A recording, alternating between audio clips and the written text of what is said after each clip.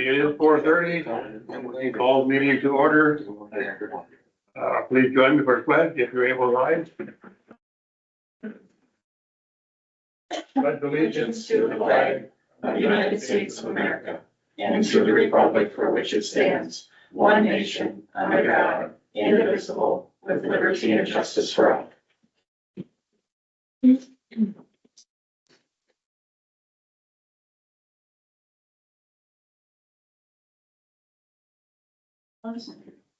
Well, Jenny put me earlier, I mean, this is about.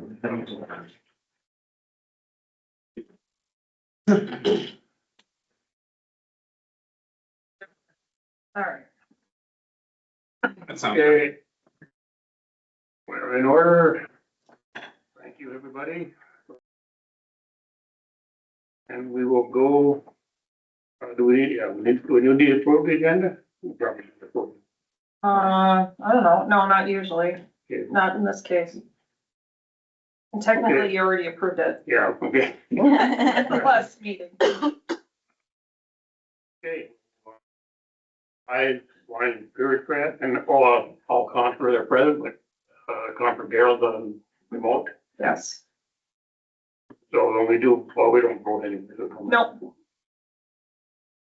Okay, start off, Michelle. Okay.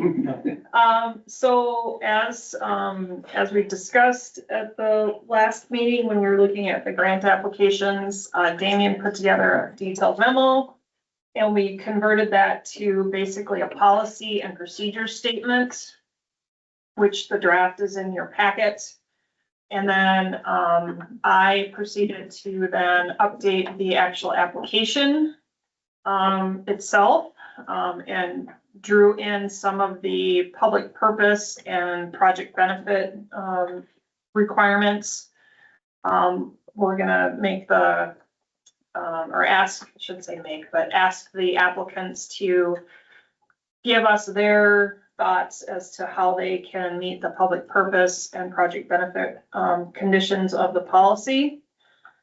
And so we're presenting this to you today to discuss, provide us any input or requested changes you'd like to see. And then I would like to, if the changes are not substantial or significant, I'm hoping to put this on next week's agenda, and then future applications coming forward would be asked to use this form and look at the policy. And then we'll end up having about a 30-day window from application time to the actual council consideration, just so that staff and Damien can work through it to make sure that they, that we can advise you as to whether or not they meet the public purpose requirements.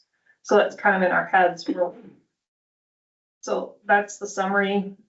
So we won't be granting them in that moment like we have been. And Well, you'll get them. When you get them, we will have done our due diligence.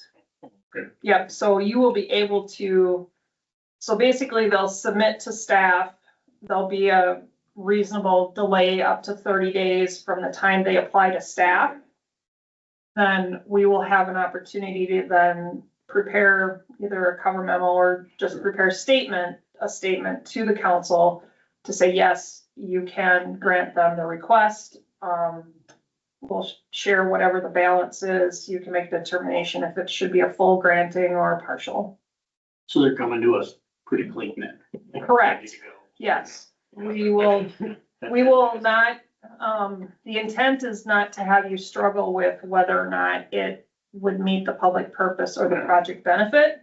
That's our job, to help evaluate that and make a determination. yeah, I truly like that, because it's a very embarrassing moment for me. Correct. Yeah, there's not a lot of changes. I saw anything, sure that's something neat. Well, there's a couple of changes in terms of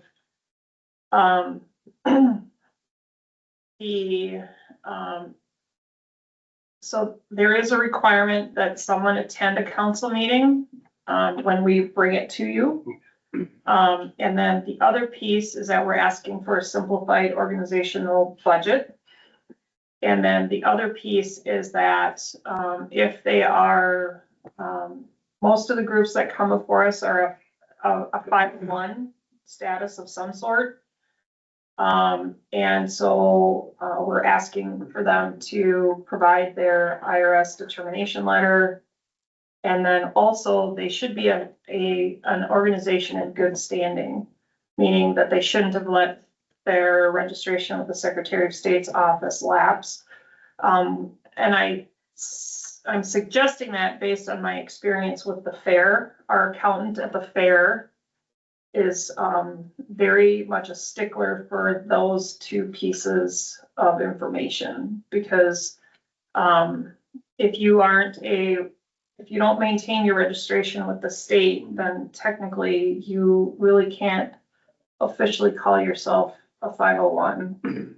And so, and we've had several instances where we have, in exchange for service at the fair, such as scooping ice cream or doing shuttle driving, we've actually identified where folks, because, organizations, people change, not everybody knows what they're needing to do, where we've had their registration lapse with the Secretary of State, or maybe they didn't completely finish their IRS paperwork, those types of things, so. Yeah, with our gambling permits, and I'm sure some of your providers, they have all that. Yeah, so, Not a bad thing, but then you'll, that was part of the application process, so you'll have that out before. that is correct. Again, we're doing the heavy lifting on behalf of the council. That is our responsibility. I guess the other question I'm gonna have is, when you want a budget, I mean, it's important for tax, but Yeah, we do have a yearly budget. Yep.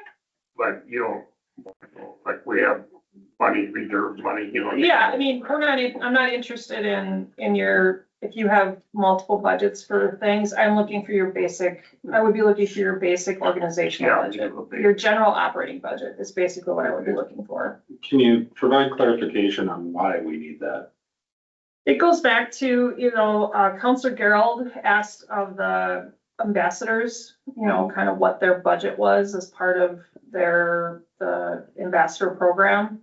It just, again, it's more information so that you can see, is this where are there other sources of funding? Now, you could just ask for the project budget. Yeah. If you want to narrow it down, that's fine. This whole thing is just a draft, so if we want to make modifications. But it would be helpful, I think, for the council to see that the organization has identified for a particular activity or whatever other funding sources to say that they're not just relying on the city's grant dollars to fund a particular project. Are we just chipping in, or are we paying for it? Yeah. That would probably be more appropriate. Can we stipulate that then, that this is not to be used for operating expenses of your overall organization? Correct. So if you'll recall, when we approved, say, for example, the Lions, you had a stipulation on there, and our new tracking spreadsheet basically stipulates whatever you had stipulated. So the motion said, we're granting you these funds, and in exchange, you're going to continue your work with the pantry. So, but we didn't dictate to where the funds are going, because I don't know. I mean, I guess that's an attorney question, I but was just thinking on the application itself, just stipulating that it's specific, Yeah. it's specific for this purpose, and not Yeah. for the operations. Yeah, and they're signing and they agree. Yep, we can say that. That makes sense. Yeah, it just seemed intrusive to me to ask for the budget. Right, but I agree with that. Okay, That's a little bit. For the event is different. correct. So we can modify that to say that we want a project/event Mhm. budget. I'm fine with that. I mean, if we do come in, it'll be for fireworks. We have a specific cost and how much money we Yep. either have on hand or trying to raise or whatever. And then I was just curious under, does the project benefit the community by promoting the language used? Can we not simplify, more plain language? Like if someone's coming in and they're like, well, I don't think I'm general contentment, but I'm putting on a fun entertainment event for the community. They might not know the definition of contentment, or I don't know. The language that I put in there, I pulled straight out of the Yeah. statutes. Yeah. So I would prefer the language Okay. that's there remain, just because that's what's covered. Now, if there are clarifying questions or clarity that can be provided at the time that the request is presented to the council, that's fine. Mm-hmm. But I would like to have something pulled from statute being. Yeah. That's fine, yeah. And, Good baseline for you to work with. well, and, you know, I think that if you, if they're gonna get the policy, and if they read through the policy, and if they look at on the bottom of page 2 in your packet where it talks about statutes that allow a city to donate or allocate funds to organizations, and there's a number of examples Mm-hmm. in the policy itself. So if so like artistic organizations, historical causes, food shelves, animal cruelty prevention, senior and youth centers, public recreation programs, promotion of the city, community celebrations and related activities. So even though we're asking them to identify how the project benefits, Mm-hmm. you know, in their narrative, they could expound upon Yeah. these, you know, whether or not it fits one of these other categories. And that's where you guys will kind of have that Correct. heavy lifting part of it. Yeah, so we're gonna take an application and we're gonna look at the policy and the statutes, and again, we're gonna do the heavy lifting. You know, and the little, yeah. Well, I mean, I think Maybe say it. I think there's enough, for lack of a term, wiggle room that, you know, except for we do have a pending application that I know will not fit as it's currently written within this policy if it's adopted, so. So, but having it, give us. Hopefully not make it look like mean old grizzly bear there or whatever. No, it just ensures, you know, we could not find a written detailed policy, so I think this going forward gives the current council and future councils a good foundation for the use of public expenditure, public dollars. Last thing, could we remove the or after general? Yes, I just saw that. Yeah, yes, I That's all for me. I will do that. That's why it says draft Yeah. on the thing. Okay, Counselor Gerald, did you have anything to put in? I did have a question. So we have a group that they don't ask for money. They do ask for us to waive the fee for the Civic Center for a breakfast that they hold for the youth. I don't believe they're a 501c. It's a group of moms of these youth that invite the whole youth community in for a gathering. It's very popular. The youth love it. The moms volunteer their time. I believe they volunteer all the food. And I'm just wondering how that would fit in with this, and if that, I hope it won't be a problem. It's a really good event for the youth in our community. I'll take a more detailed look at it. Right now, my sense is that there is a distinction to be drawn between expending dollars that have already been received by the city versus waiving receiving of certain fees in certain circumstances. So I'll take a more detailed look at that and get an answer to Michelle in the next week or so. That'd be more in kind thing, but that kind of a separation there or? Correct. I mean, you know, there's a provision in the policy that talks about, you know, creating a service contract, you know, I mean, we could even pursue that as an option. I mean, they're doing a community good, and in exchange, we're not charging them to use the Civic Center. So that might be another way to address the issue. So I think we can either make some minor tweaks to this, or we have an opportunity to do another way to make sure that they can still do what they're doing. We don't wanna not have that program go on. Well, then we don't, that doesn't come out of grant dollars, right? I mean, Correct, it's an actual, it's a waiver of the rental fee. Yeah.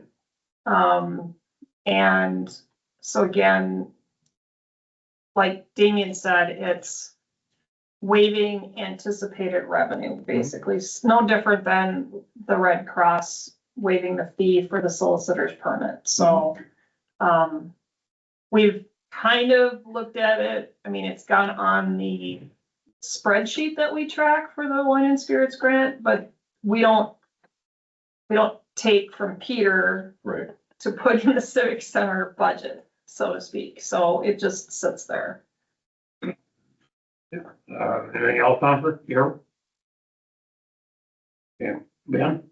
No, I have Nothing, nothing. get very chopped. No, I do like the requirement that they attend the meeting to discuss. Yeah, if we have questions. Yeah, I generally, myself generally like it, when a couple little tweaks. All right, You have enough? I think so. I think we'll make the changes to the application, as we talked about, and, we'll have just maybe maybe a different policy statement or something to go along with that particular situation. I was gonna ask, because I know we've had this conversation in the past, and I can't remember if there's anything within the fee schedule itself or anything like that, where that we had reference to, if we have a policy, a formal policy that exists with respect to waiver of fees. Nope, we always just tell a particular applicant or interested party that, if the staff can't waive the fees, so that's a council decision. I think the way it came about was that group initially came with an application to the Wine and Spirits Grant funding program. And then we said, well, how about if we don't give you money, because basically it would have been, we'll give you money to pay the rental fee, which means it's gonna come back to us anyway. Yeah. So we just said, well, how about we just not charge you, is kind of put to Shauna. Yeah. But that's how it came to be. Is there a policy for rental of the Civic Center? In the fee schedule. It's in the Oh. fee schedule, yeah. I was just gonna say, if there was like a separate policy, we could like put a note in there or something. Yeah, well, we have reduced rates for nonprofits and school stuff and things like that in the actual fee schedule that the council approves every year. And then we do have a specific agreement with the Legion on the use of the Civic Center because of their previous donation. So there's a separate agreement with them for all that. Separate contract. It's a separate contract, so 5 days or something. I think it's 10. I mean, Well, that's pretty, I thought it was 5, well, well, whatever. We have an agreement with them, let's just say that, so. A contract for. Yes, a contract for service, basically. 30 years. Yes. Threw $100,000 at it, so need a little more than that. All right, so the plan will be, we'll tweak this, the policy itself. I'm not hearing any changes. We'll make the minor tweaks to the application. We'll get an answer on the Breakfast Club. And, I'll put it back on that's what it is. It's the Breakfast Club. That's what it's. Yeah. And we'll put this on for approval next week. Thank you. You're very welcome. Thank you. Okay, move on to the Control 101. All right, I think Ed's gonna put my slides up, so, I will refer to the page number that's in the computer so that everybody can follow along. So my plan would be, I'll go through the slides on the open meeting law, and then, if you have questions, feel free to ask them along the way, or I'll pause when we're done with that part of it, and then we'll go into conflict of interest, and then we'll talk about social media. So the open meeting law, we'll start with what a meeting is. So a meeting is defined as a quorum of public officials to discuss, decide, or receive information on matters that they have authority over. So a quorum, typically per Robert's Rules of Order, which we probably should do a session on Robert's Rules of Order. Wow, that's a good work session topic. Is usually, is calculated as 50% plus 1. So in the case of the city council, that is equals 3. Advanced public notice is required to be given and the meetings must be open to the public. And the minimum actual notice time is 24 hours prior to the time of the meeting, but we set most of our meetings at the beginning of the year. So, we usually don't have an issue with that notice requirement. Next slide, Ed. So the purpose of the open meeting law is to prohibit decisions from occurring in secret where the public cannot observe, participate, or be fully informed about the topic of discussion and the subsequent decision. It ensures the public's right to be informed. It ensures transparency in our government. It provides an opportunity for the public to share its views with the public body. This law, and as Keith pointed out this morning, it doesn't apply to the legislature, but it affects cities, township cities, counties, school districts, and other committees or boards of the same. And in addition, it also impacts non-governmental agencies like the Fair Board who may receive public funds. They are also covered by the law. Notice is required, as I stated earlier. The minimum notice is 24 hours. Meetings must be held in a place open to the public within the corporate limits of the public body. And one printed copy of the agenda materials must be available for public inspection. So we're not required to make a copy for everybody that attends, but we have an inspection copy for anybody that wants to come and look at it. So now we get into the types of meetings. So starting with our annual meeting. So that's our first regular meeting of the year. That's where we designate the official newspaper, the depositories, we appoint an acting mayor and vice mayor and kind of do all those organizational things in addition to regular business. So we have regular meetings, which are held at times set by the public body. So that for us, that's our study session, our standard meetings.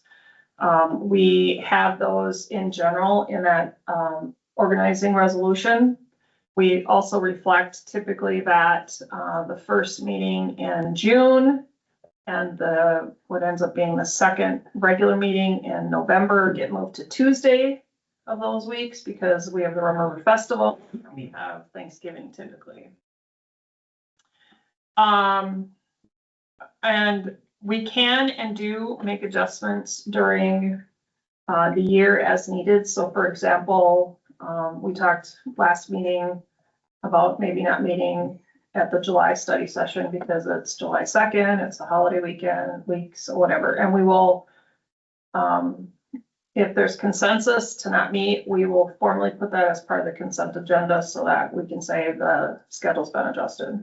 Sometimes we might, and we're getting into, so this will lead into the special meetings. We might schedule a special meeting. So special meetings are held at times different from the regular schedule. Typically this happens usually related to the budget. We don't do it very often here.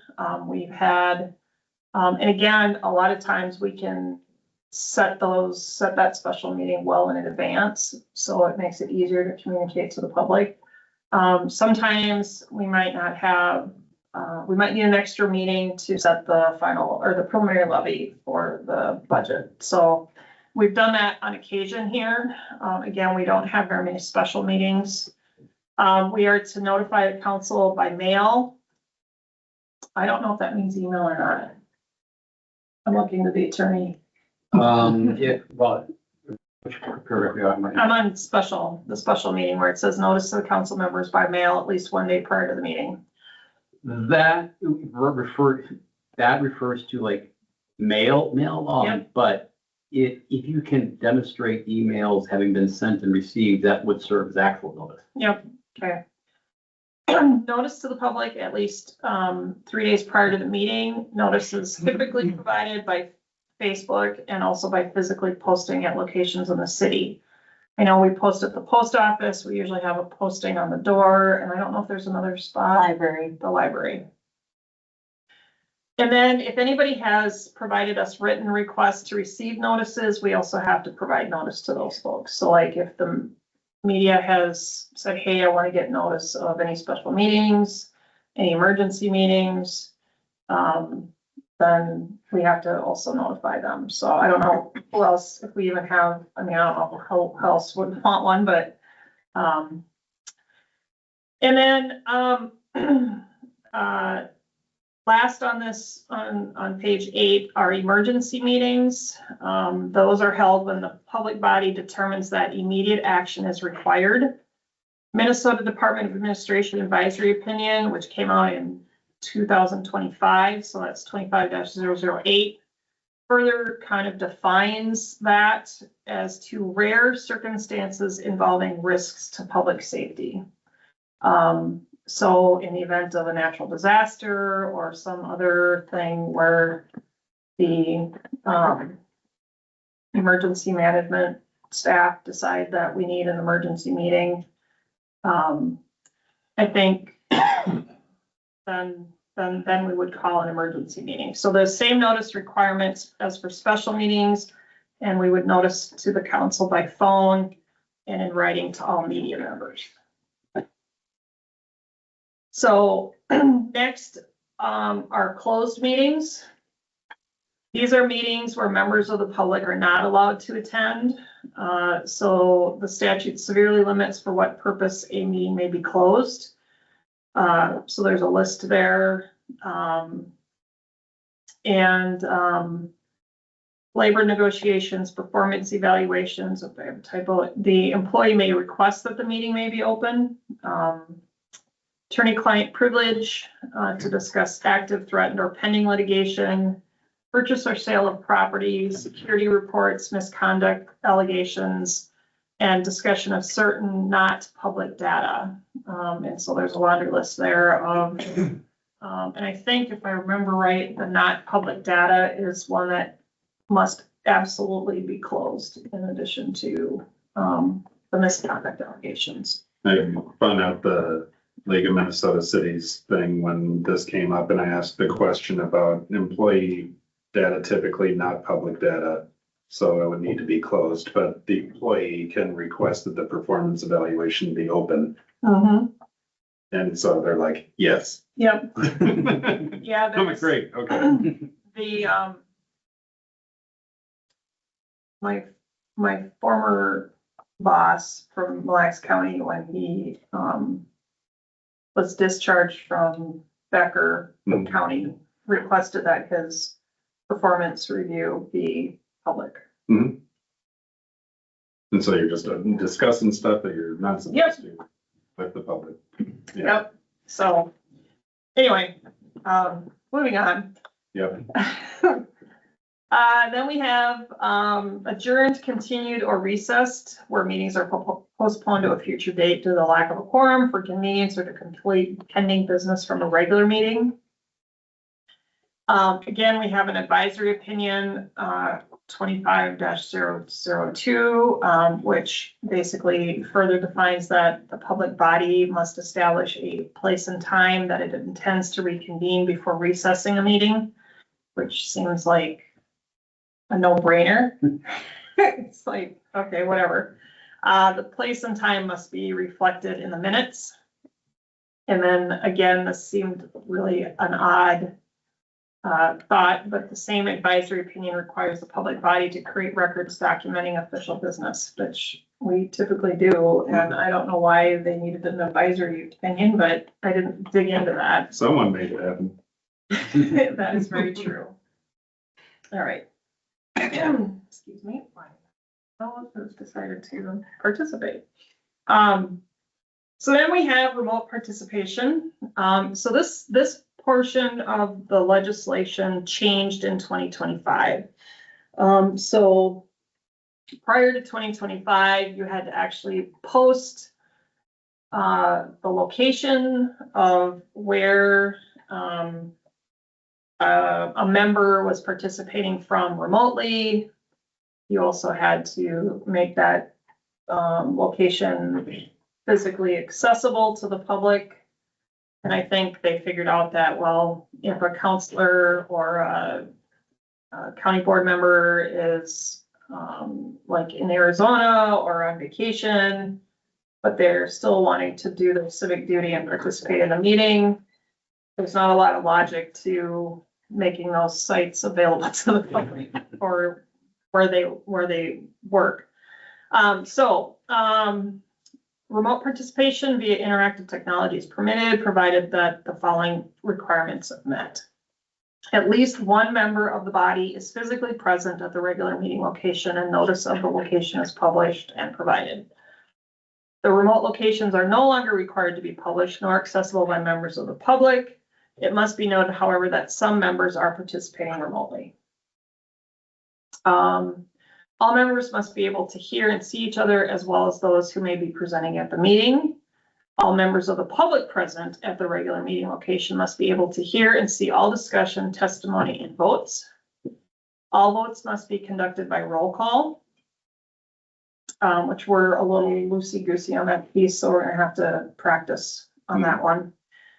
The meeting minutes must reflect the names of the members attending via interactive technology and the reason for their remote participation.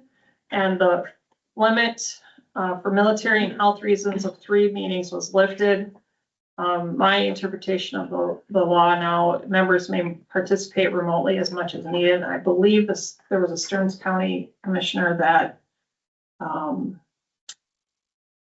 last year was actually in an assisted living facility and basically participated remotely at every county board meeting.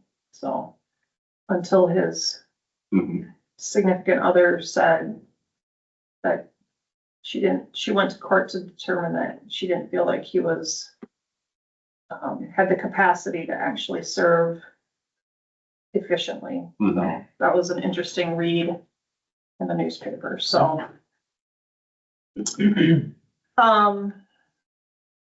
Other requirements and considerations, so we have another advisory opinion, requires public meeting notice whenever a quorum or more of a public body gathers to receive or discuss information or make a decision related to official business, even if no official action is taken. So I don't know, I mean, Damien and I haven't talked about this, but typically, and I think Sean and I need to maybe do a little bit better job of basically noticing, saying that, hey, there might be a quorum of the council at a particular event, Public Safety Day, Rum River Festival, the 250th anniversary birthday celebration that's upcoming.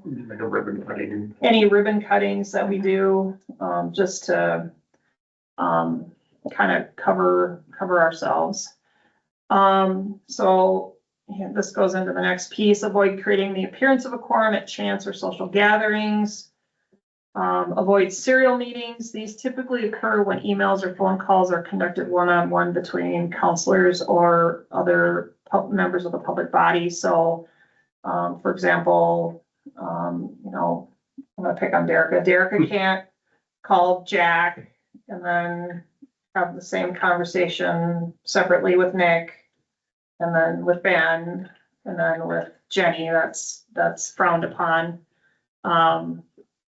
And then avoid creating a quorum or discussing matters specific to the city when attending training sessions.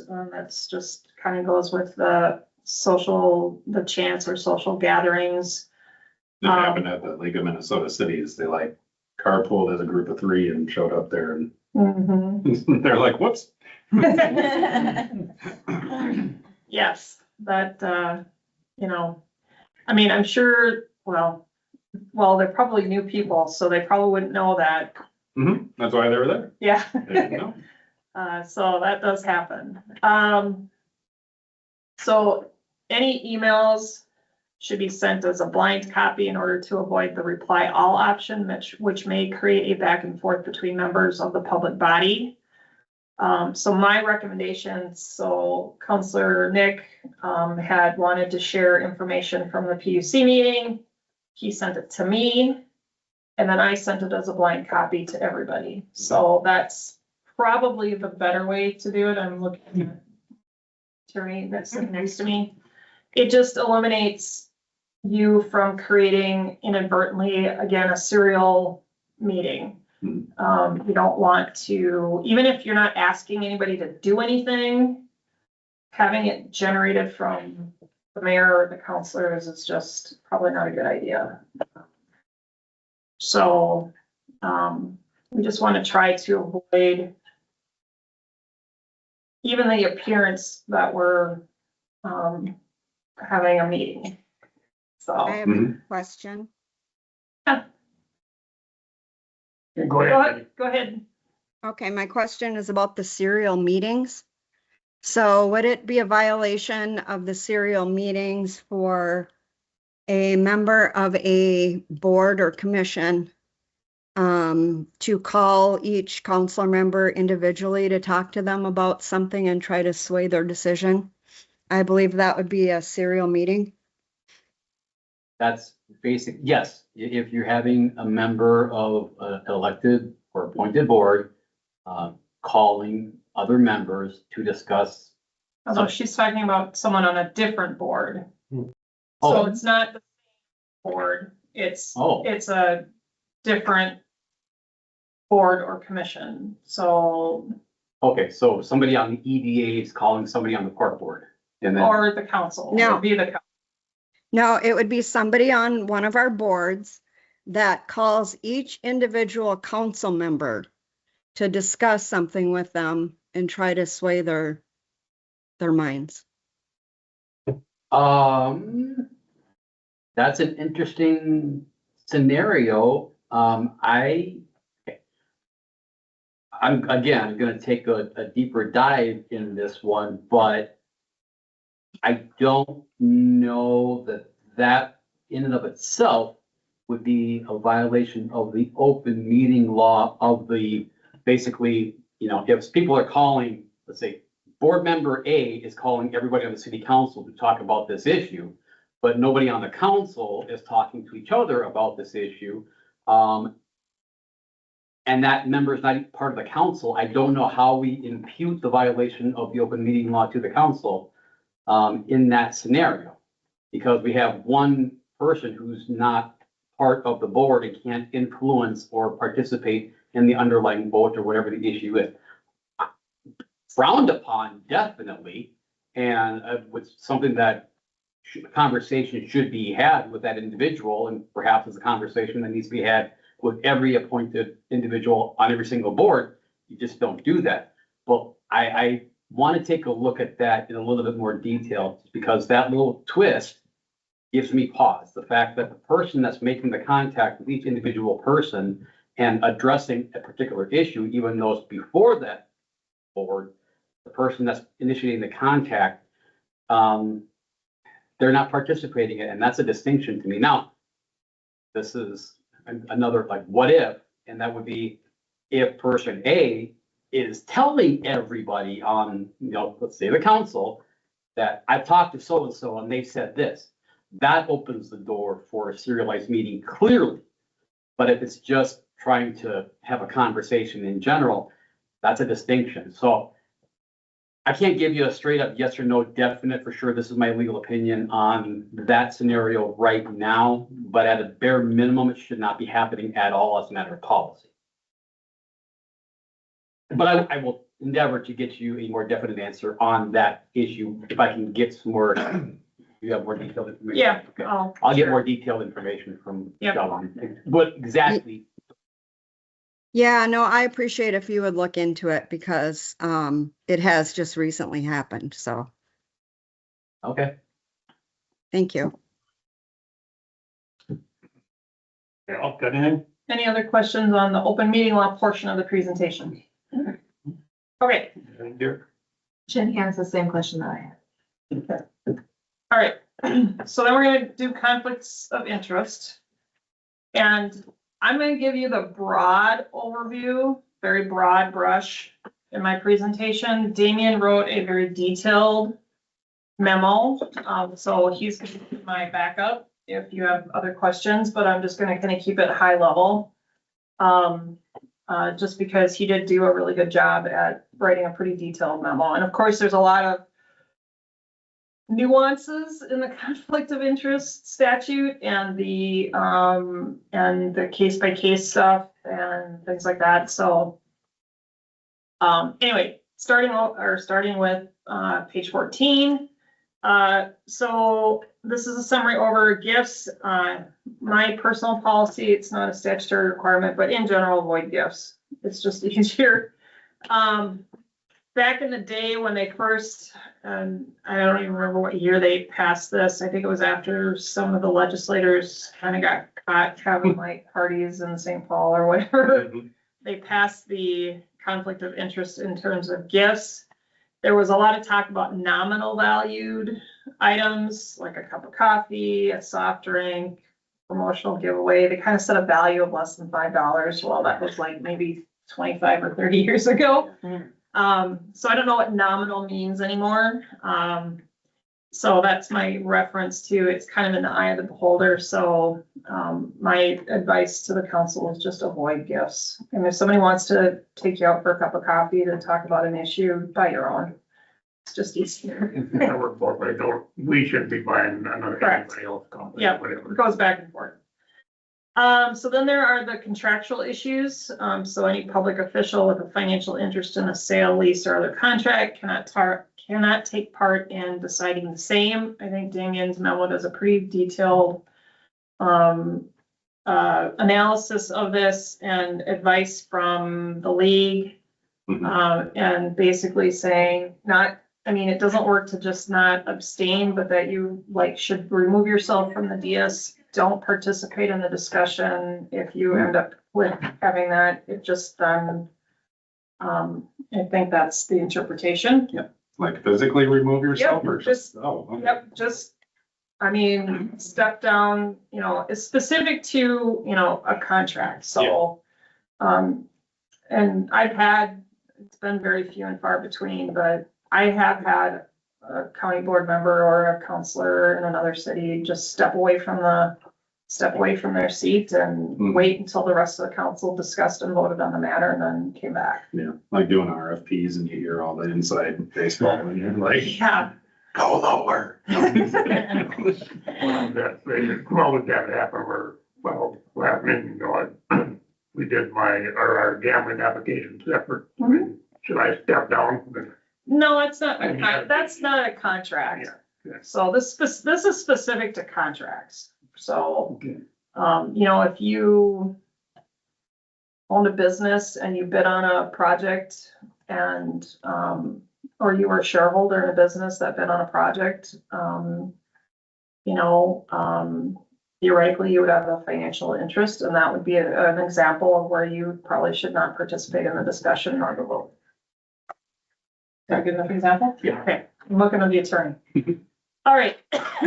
Moving on, we have business interests and city employment issues. And I'm not gonna get into this because there's a lot of detail in the memo. One of the key, especially on the business interest piece, but in general, on the full-time or on the city employment issue, there's very clear statutory prohibition where you cannot be a full-time employee of the city and serve on the public body. And then this is one of those gray areas where you could be part-time employed by the city, but then we need to do an analysis, or the attorney would need to do an analysis to determine if, based on the position, whether or not conflict was created by that part-time employment. So. I vote in favor of my full-time employment. And now I'm leaving the council. Yeah. Goodbye. There's non-contractual situations, so this would be a personal financial interest.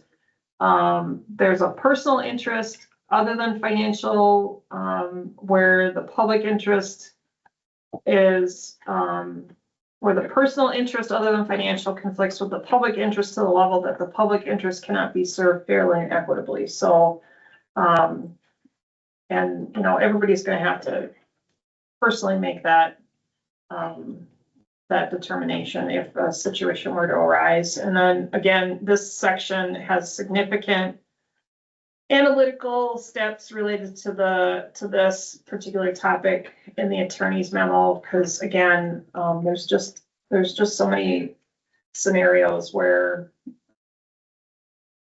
things can pop up.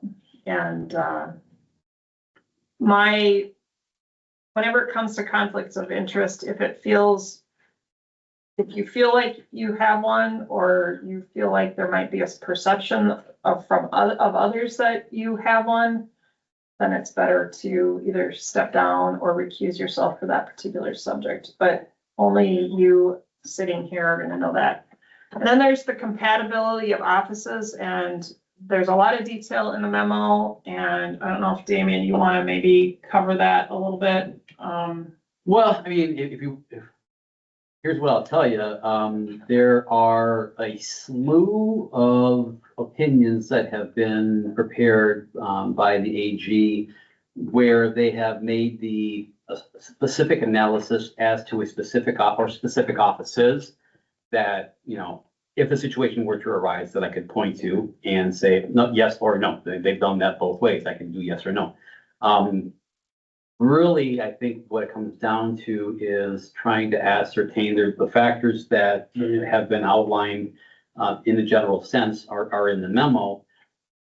Do you want me to talk about any specific one or just kind of Yeah. in general? I mean, you can talk in general, and then if people have questions about a specific situation, we can answer them. So, really, what the courts or what we need to look at is if one position is responsible for hiring or appointing the other, if one sets a salary for the other, if the responsibilities on this body are directly in opposition or inconsistent with the roles of this other body, if there are supervisory roles between the two, if one has to approve what's called a fidelity or official bond for the other one, those are some of the things that will be looked at and that have been looked at by our courts in determining that one office and another office are not compatible.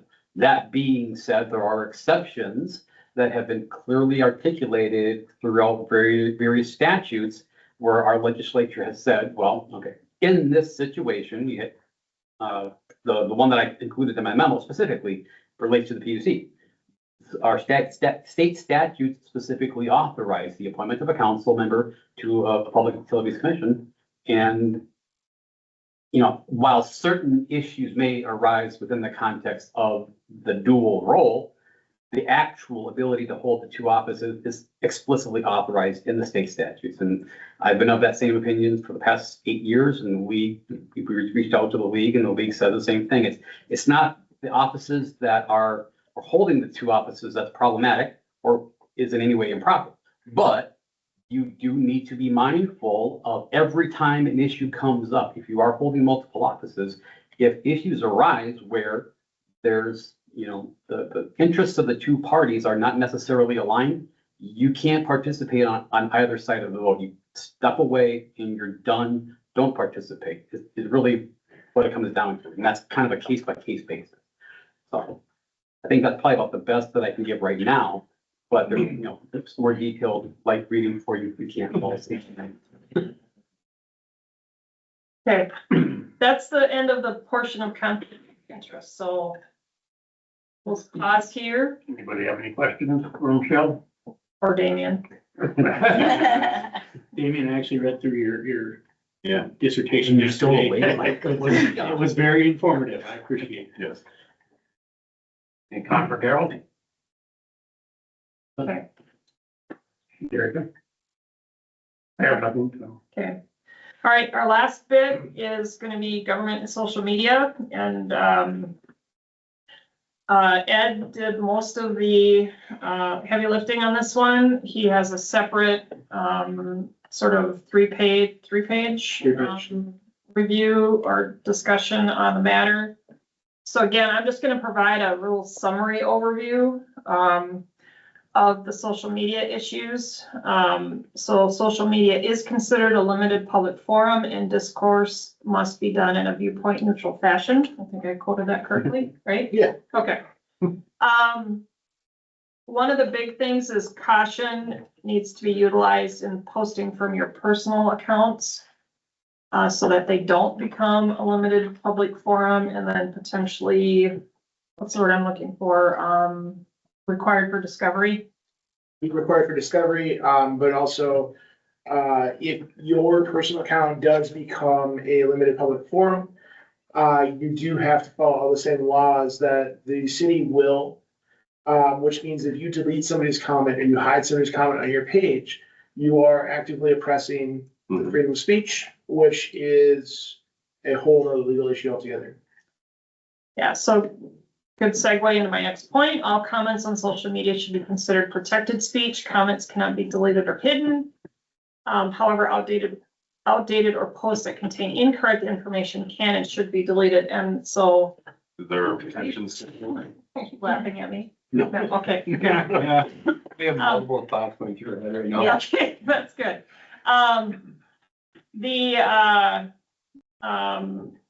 Ed's memo has a laundry list of things that are protected and unprotected. So, you know, unprotected things are like obscenity, defamation, threats, spam, phishing, malware, illegal activities, illegal discrimination, copyright. So, so those types of things, I think we have more latitude. Correct. But in general, you should consider anything posted to social media as protected. We had, a particular, city of Baldwin person who was very active on social media. And we had a number of internal discussions relating to his posts on our Facebook, you know, information, whether it was general information about the splash park hours or snow plowing or, you know, you name it. If we posted something from the city's page, this particular person took liberty of posting sometimes not very flattering comments.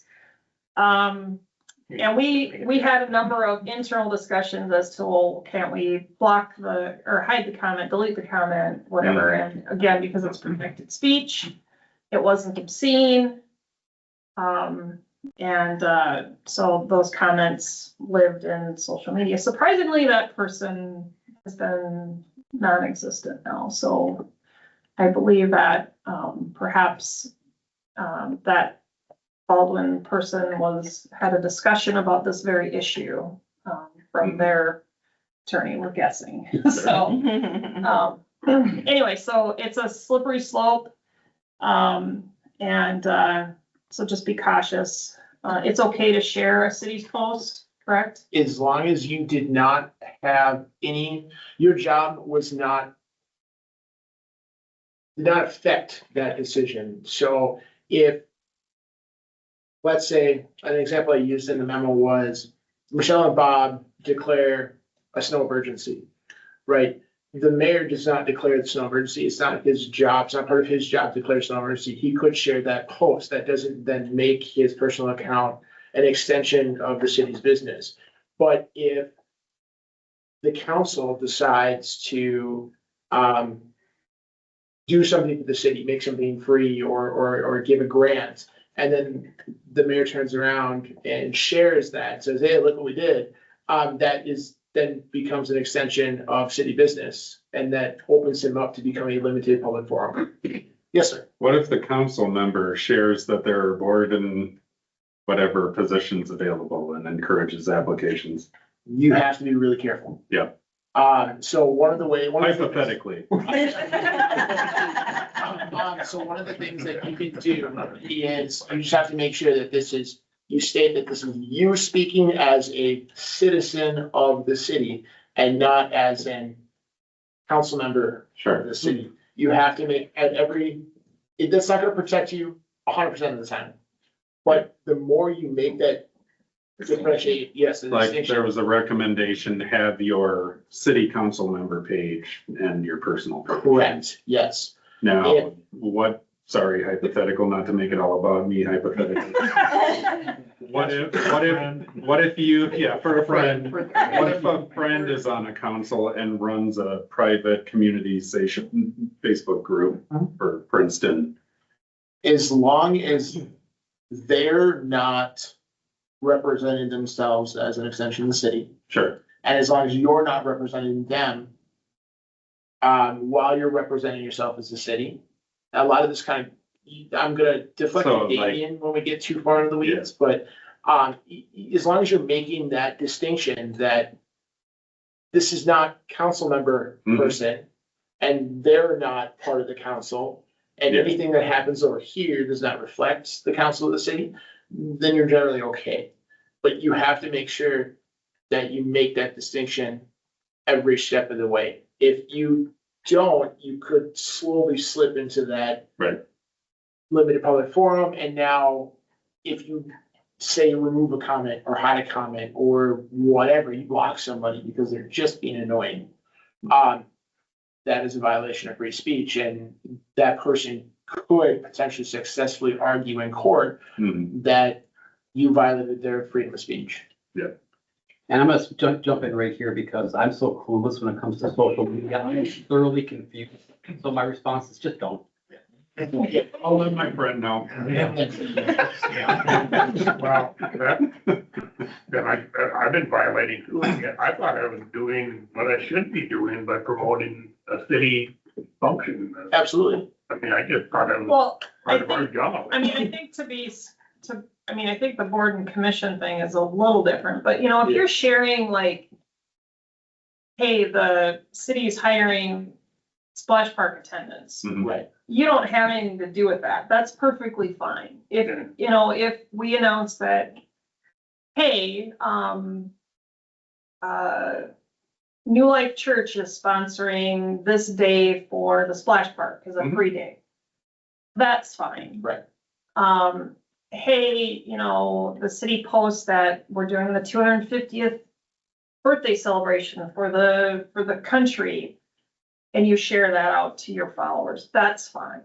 You know, so I think, Jack, most of what you're probably doing is Yeah. within reason. Well, I just think I'm Yeah. promoting stuff. Yeah. It should be part of our, The as commissioner. thing to remember is if your duties of your position, if you're sharing something that was directly controlled by your duties of your position, now that becomes potentially problematic. So, for example, radon tests, let's say, the city decided to set aside some of the liquor store funds to buy radon tests, and if any one of the citizens came in and got a radon test, they could use it, whatever, right? You guys would have had to vote on that.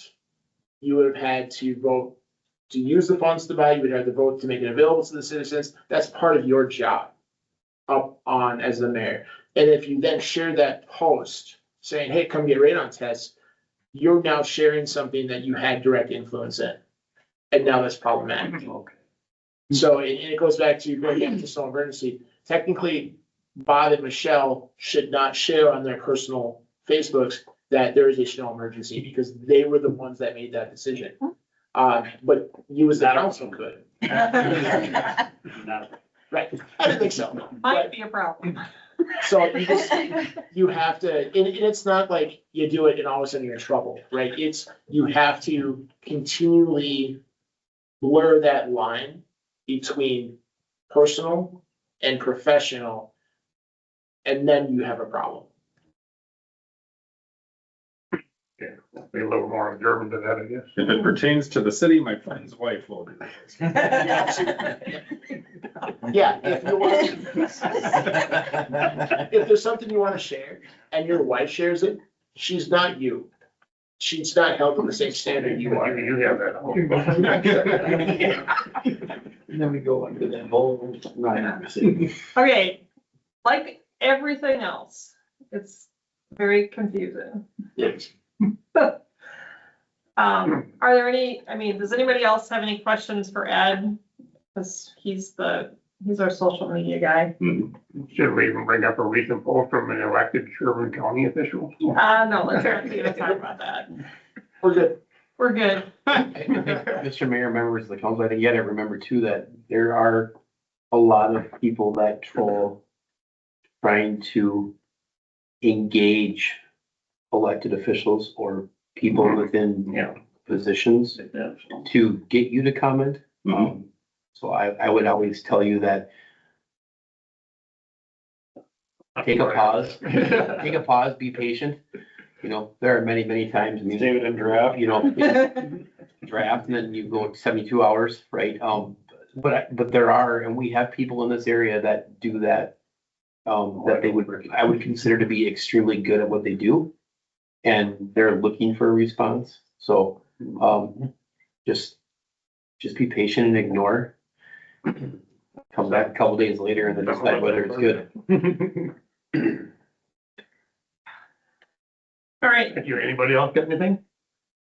Any? Anybody? so, Okay, we move on then. well, just have a second. So page 18 in your packet on the computer, just has a laundry list of references. I mean, again, like Damon says, if you have insomnia and you wanna look at stuff, that might help put you to sleep. There's all kinds of fun places out there to find more information, but, as rules change, legislator changes things, we'll update this, and we'll do this as a regular, it'll get boring, but, it never hurts to be reminded of the rules that we kind of have to live by as public officials. So.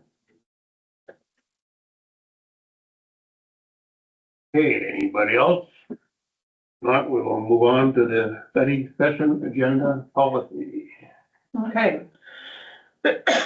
So we approved so we've already approved the March and April study sessions. So in order to kind of help guide the discussion, I did a non-scientific poll of the LMC city administrator and manager listserv. I didn't get a lot of responses back, and it's kind of all over the board. So if I'm gonna write a policy, I would like to kind of have some guardrails as to what you would like to see. You'll see that most of the time, the city administrator and staff kind of brings a list of things, topics for the council to consider. There is an EGAN, they require 2 counselors to bring a topic to the administrator for consideration by the council, whether or not it will be included in a meeting. And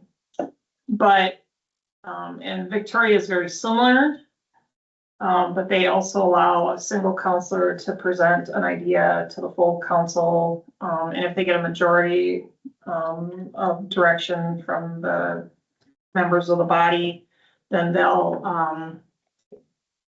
basically then put it on a future agenda for a study session. So I just identified a couple of joint meetings that we have typically had. So that would take up at least a couple meetings in the year. That would be the Airport Advisory Board and the Public Utilities Commission. We've typically met annually with them. Typically, the Airport Advisory Board topic is to talk about the capital improvements at the airport and kind of go over anything that's happened over the year. And the Public Utilities Commission topics can vary from year to year. Last year, we talked about PFAS. The year before, I think we talked about, I don't remember. We've done service territory, Yeah. we've done the wholesale market. We've done the rate study and the change of fees or rates, things like that. So we just typically identify a time to meet, and then Keith and I try to come up with topics for the two bodies to discuss. So I have in my head now kind of a list of other things that we could have as a regular set of, so Council 101. I think we should probably have a meeting where we maybe talk about data practices and Robert's Rules of Order. And then, you know, we always have budget meetings and things like that, but, kind of having a process as to how we, and sometimes we cancel them because I don't have any topics. But if there's a process by which we want to have to add them, and maybe I just present, okay, so in May and June, here's kind of some things to think about, we could just add them. Have the council bring their own ideas at those meetings, and we can add them as we go. I'm just looking for some direction so I can put together a policy. Well, I think I'm talking a little bit this morning, you mentioned Robert's Rules of Order too, which I'm in favor of the first work session, whether it be January or February, whatever works, that we do the 101 and add Robert's Rules maybe to that. And, you know, non-election years, granted, we're all gonna say, I haven't heard that before, but it never hurts to refresh, and like you said, who knows what the legislature does. Mhm. That would be my first thought for the very first meeting of the year. Mhm. And then our normal joint meetings, And and then, Mr. can we Mayor, talk, go ahead. if I could just throw out an idea, Mhm. if you do that, to invite the other boards and commissions. Yeah. Because I think getting us all on the same page.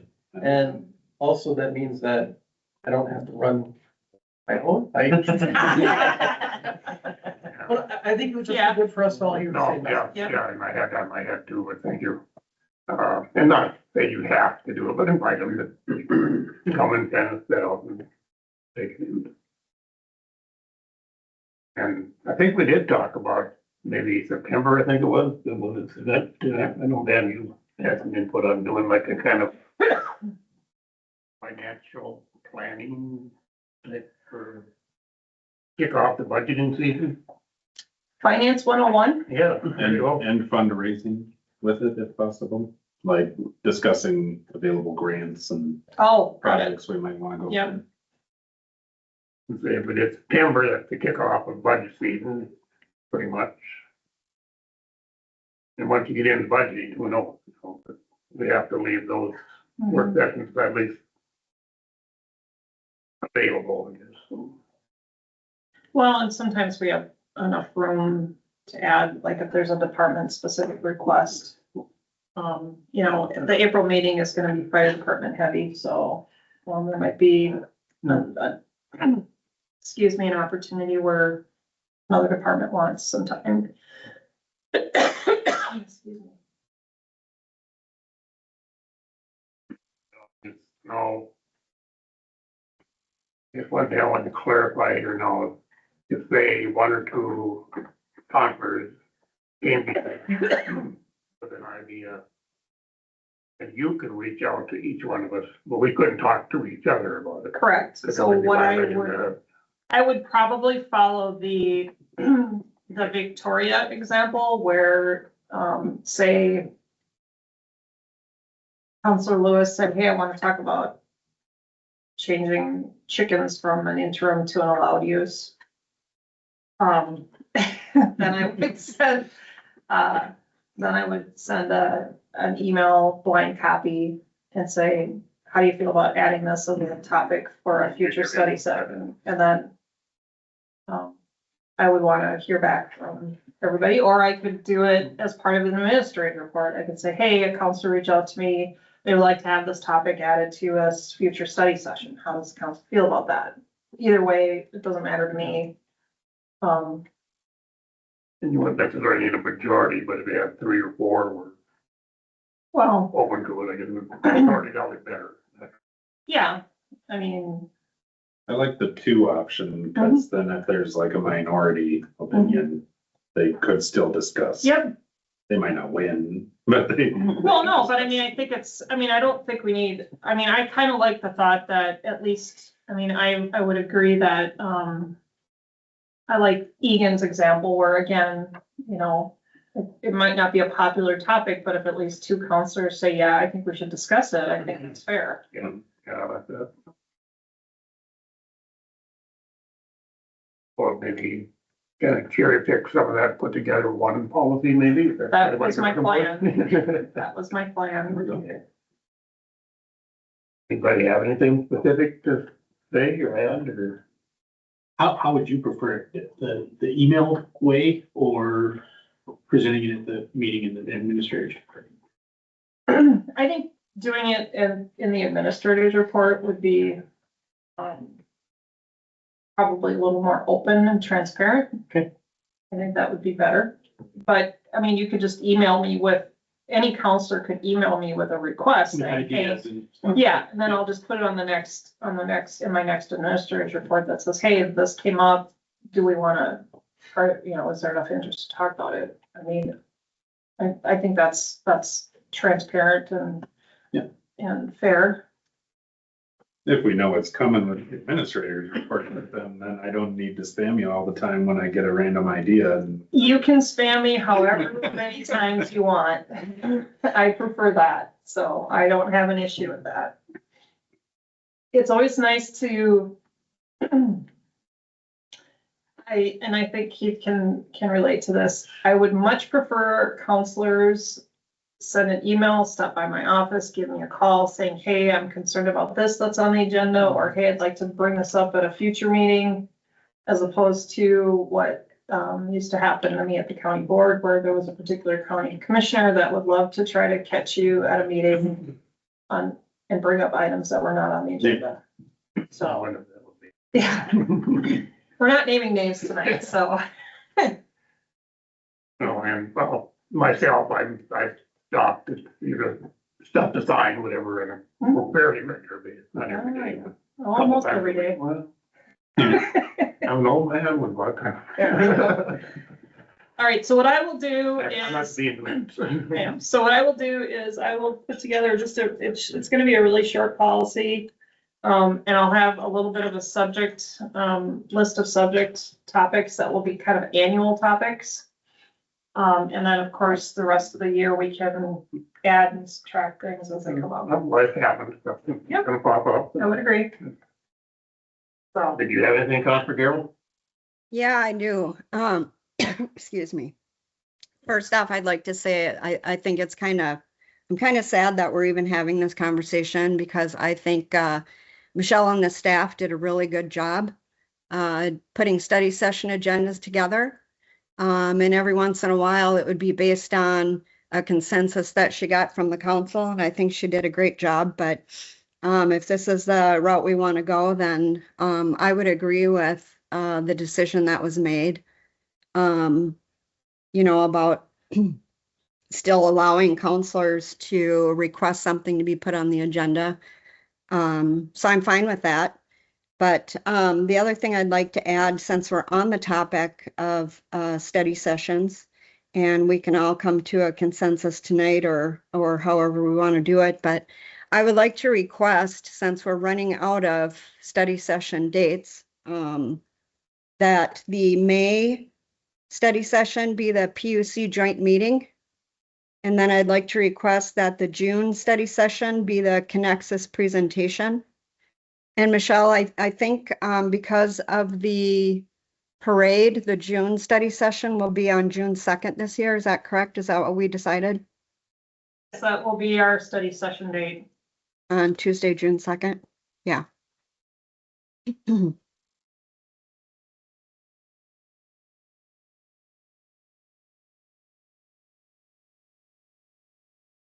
Well, I'll put together, I think, Keith will need to confirm if his peoples are available in May.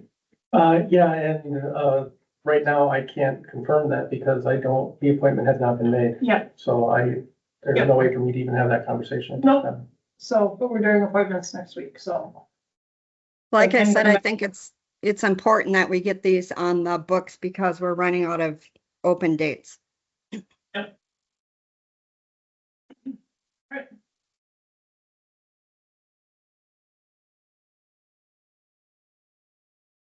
Okay, anybody got anything else? I have nothing. You, Guys, Ben, Nick, very good. All right, we're in that moment. Make a motion to adjourn. Motion. Second. Second, all in favor, say aye. Aye. Opposed? They're adjourned.